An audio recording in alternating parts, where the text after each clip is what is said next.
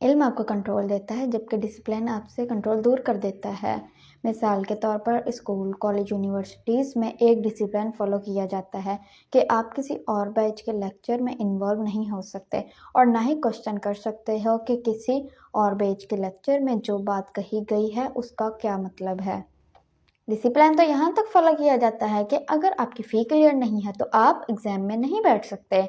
यानी आपका school, college या यूनिवर्सिटी आप पर ट्रस्ट ही नहीं करती और इस तरह वो आपको साइलेंटली एजुकेट कर रही होती है कि money is more important than you.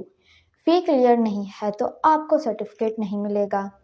वो अलग बात है कि वो कागज़ का टुकड़ा आपके अच्छे या बुरे मुस्तकबिल का फ़ैसला नहीं करता, लेकिन फिर भी आपने पूरी मेहनत की होती है 1 साल बर्बाद करने में।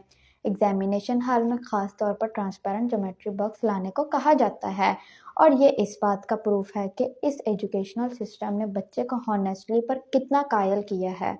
Knowledge give you control, discipline takes control away from you.